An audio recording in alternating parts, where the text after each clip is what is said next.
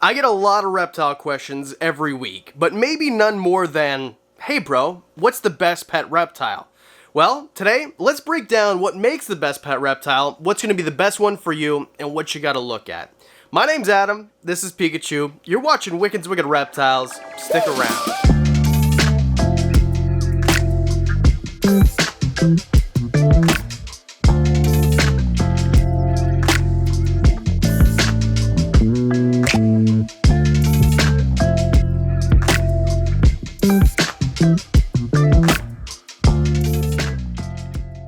I've got quite a few reptiles, and every single one I thought, why would I want this reptile and can I handle it?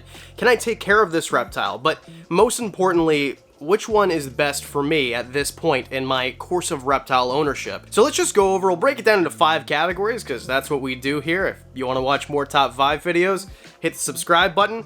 Let's just talk about it. What is it that makes a good reptile and what's the best one for you? The most important thing by far is personal preference. What do you like?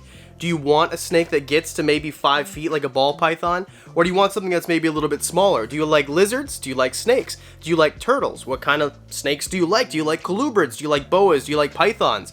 At the end of the day, it's all gonna start with a bunch of research. But before you research any individual species, think to yourself, do I wanna watch a movie with my snake? Pikachu and I watch movies all the time. High score mean? New high score, is that bad? What does that mean? Or do I want something that's a little bit maybe more challenging, something that's going to be moving around a little bit more than this guy here, although he's moving around a little bit, he's in shed and he doesn't know what's going on. Am I looking for something that's arboreal or terrestrial? Am I looking for something that's active during the day, active during the night?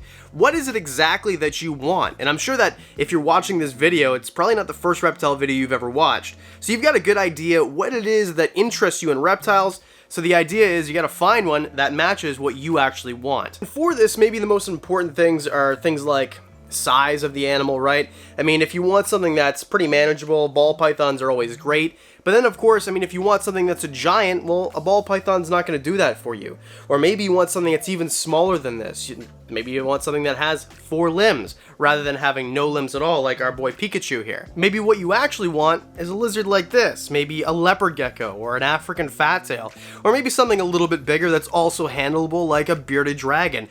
What is it that you're after? Or maybe you just want something that you want to look at and maybe never ever touch. So maybe a green tree python might be for you. Those are known to be a little bit more difficult to handle and difficult to tame down. It's an individual thing, and I think you get the point. Like, do I need to really beat it? Let's just move on. Now, the second thing you want to take into consideration is size and space, I guess I should say, right? Because in general, the bigger the animal, the bigger the space you're going to need. How much space do you have? If you have, you know, a big room, a big area, then you can get away with having a bigger enclosure. If you have a small space, well, then obviously you're not getting a berm, right? That's just not gonna happen. Maybe even a bearded dragon is gonna have an enclosure size that's too big for the area that you want. Maybe you've only got enough space for a 20 gallon, so your options are kind of limited. Maybe, you know, you're not interested in African fat tails, but sandboas are pretty cool. So can you take care of a sandboa? We'll get to that, right? And now that after number 1, your personal preference, you've got a list of say 10 or 15 or 20 or 100 reptiles, you can start narrowing it down with the next couple of things, and space being the first one of those things. So on your list, you've got a Burmese python, but you've also got a ball python, and then you've got a milk snake, say, or hognose snake. Those are all going to need different size enclosures. Obviously the berm, if you don't have a big space, that's out. Those guys will probably need a 4x8 foot enclosure, something like that. It's not a care guide, just as an example. But if you have a ball python, right, a ball python's on your list and you have room for a 75 gallon or maybe a small ball python or 40 gallon, not my cup of tea, but you could do something as small as that. Ball python care guide up here if you like. I think that'd be great. But maybe you want 2 smaller animals, or maybe you want something that just doesn't take up as much room as you have, something that can maybe sit on your desk or sit on your dresser. So a 20 gallon might be perfect for that, and a hognose snake in most cases could probably live in a 20 gallon, right? Especially males. Males are smaller than females. We'll point to the hognose care guide a little bit later. But not just the overall size of the enclosure, what about the parameters? So do you want something that's a little bit taller? Do you want something that's a little bit wider? Because maybe you've only got 2x2 foot of square space, right? Square space, 2x2, but you've got space up to the ceiling. So maybe a crested gecko or 2 crested geckos or something like that. Or maybe you want something that can cohabitate together. So you get a bunch of mourning geckos, which are going to need a space like that also. That's an option for you as well. But, you know, what if you need something that needs to be a deep substrate? You get yourself an Ackie monitor, something like that, which will need a big enclosure not only on the floor, but it'll need to be a little bit higher because you're going to need a bunch of substrate in order for them to burrow and be happy. And that goes for a bunch of different animals as well. So there's so many things to think about. And even before you get to the parameters that'll make them happy in their care requirements, it's just simply the size. How much room do you have in your house? And that's where we get to number 3, which is care requirements. This might be one of the most important things. Can you take care of this animal? What does it need? Because maybe, you know, your personal preference is you want a snake that doesn't get too big, 5, 6, 7 feet on most, something that is very colorful, iridescent, something that eats really well, and you landed on a Colombian rainbow boa. Fantastic snakes. These are one of my favorites. But what if you live in the desert? What if your house is in a place where it's cold and always the furnace is running, and you live in the basement right beside the furnace room? It sucks out all the humidity. Well, Colombian rainbow boa is not going to do very well. Same thing, maybe you want dart frogs, not a reptile, but maybe you want dart frogs. They're going to need a humidity level 80+%. So if you live in a place that's always super dry because of either your climate or because of just the where you are in the house and your, you know, how it works in your house, it's not going to work. So you have to think, am I going to be able to sustain these animals? Am I going to be able to have the right care requirements all year long? That's the big important thing, because maybe you get everything set up and you leave it there for 3 days and the hydrometer and the thermometer is reading exactly perfect, right? If you want to link to the thermometer and hydrometer I'm using in the description below, click the link.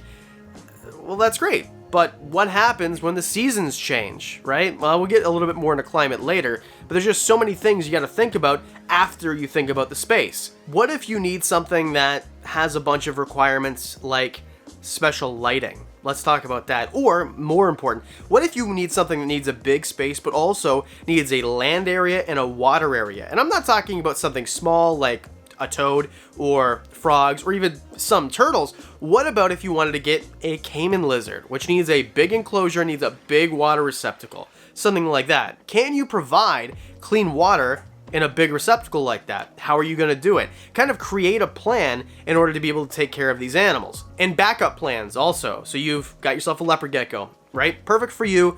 A little bit of a smaller enclosure, 20 gallon. You're going to use a nice substrate. That's a little bit of a leopard gecko care guide here. I explain exactly what you're going to need for substrate.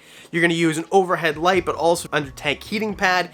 You're going to use a water bowl and a food dish, and you have your supply of crickets and mealworms, because that's the other thing too, the diet. Make sure this is part of that category.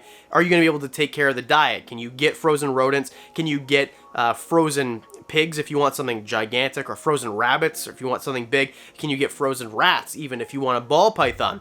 So anyway, back to our example here. You've got everything perfect for your leopard gecko. No issues. What if it's December and you live in the Northeast and the power goes out? Then what? You don't have heating anymore. Do you have heat packs ready to go? What if you decided on something that needs a cooler climate but you live in a place where it gets hotter? What if you decided you wanted a mandarin rat snake, which can't get into the 30s Celsius? People always get upset that I don't use metric. Into the 80s, right? If you can't get up into the high 80s, and your AC goes in the middle of July, then what? Do you have an option or a plan B to make sure that room and that enclosure stays cooler? What is it exactly that you're gonna do? And I know this seems so ridiculous, like, Adam, come on, you're just trying to fill up a video.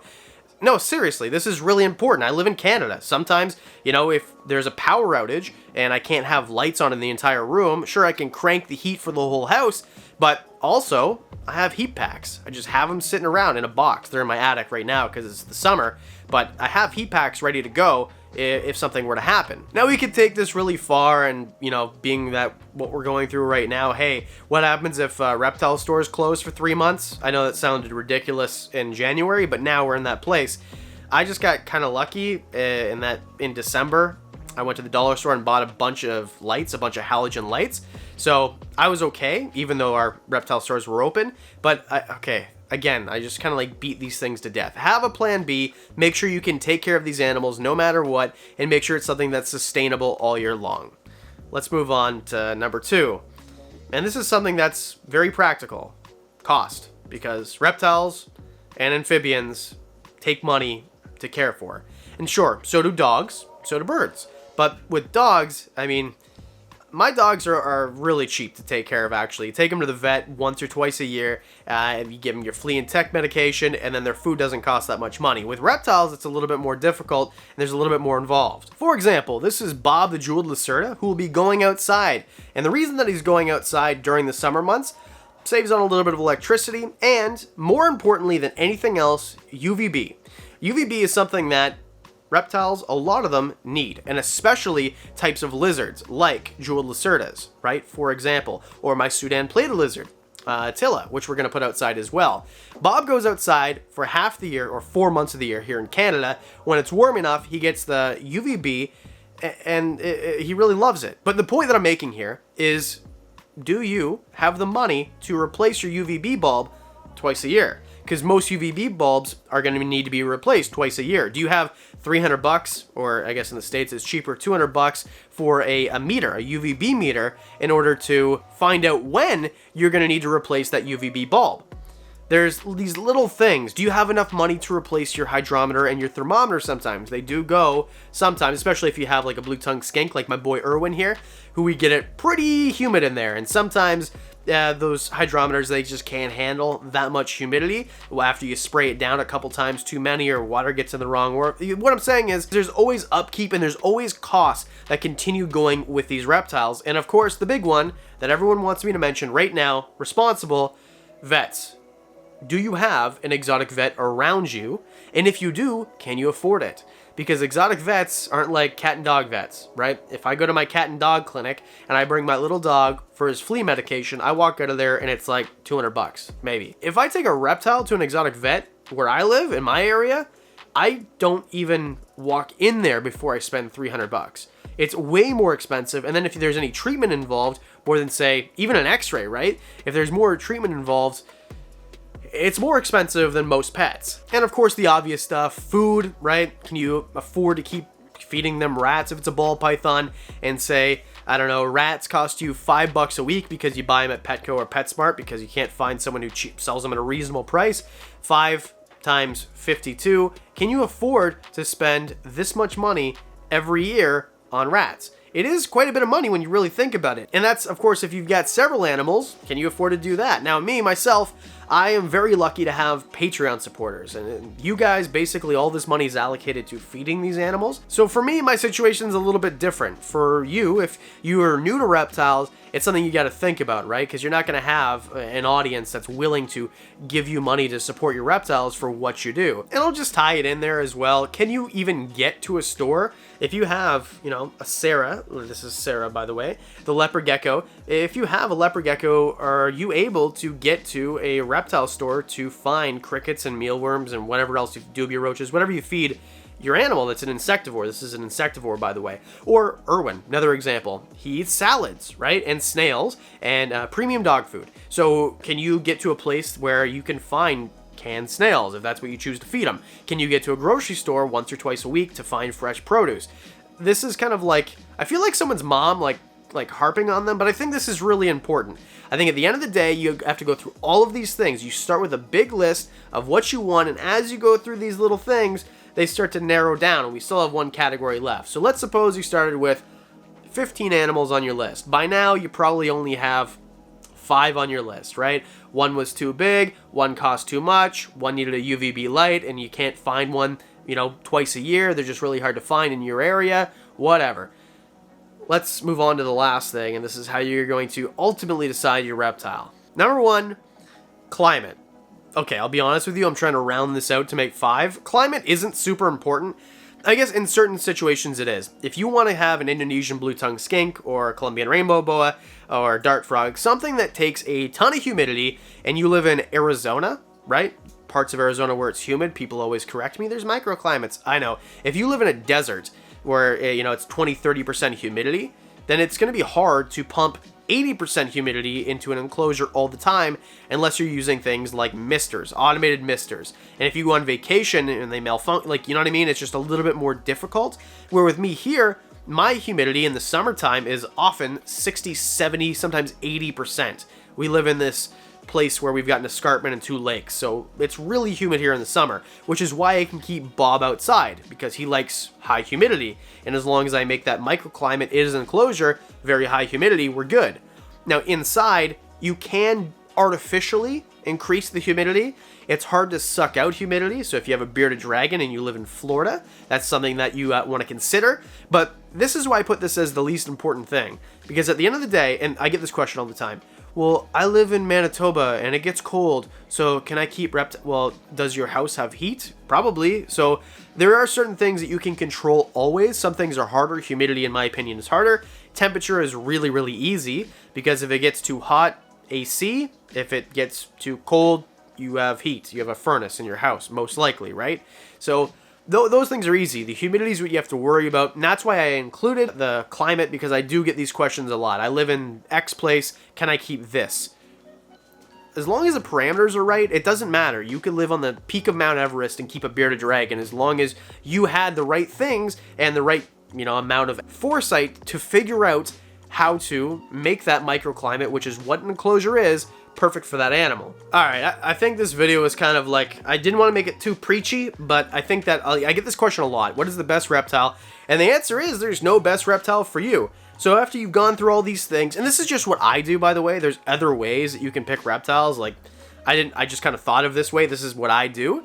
So that's how I kind of figured a leopard gecko was kind of perfect for me. I can keep the humidity in the room that I keep my leopard gecko really constant, right around 40% if I choose to, in that climate, because everything else in that room I can bring up, right? I use PVC enclosures like you can see here, and I keep, say, for example, Irwin, my blue-tongued skink, which needs about 60-70% humidity.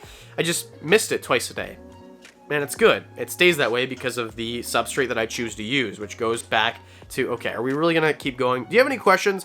Put in the comments section below. That's where I got the idea for this video also. So if you have an idea, hey Adam, I wish you talked about this, throw it down there. Every idea gets covered eventually. Did I plug everything? Hit subscribe. See you on Monday.